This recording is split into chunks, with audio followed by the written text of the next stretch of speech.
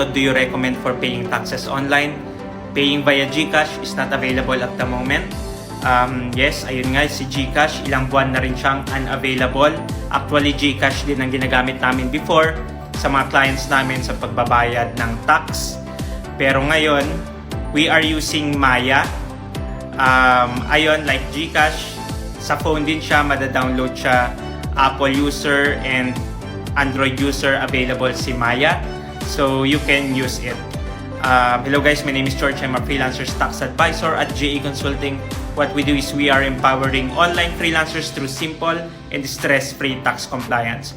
Kung first time mo palang magbayad using Maya, might as well i-review mo muna yung ginawa kong guide.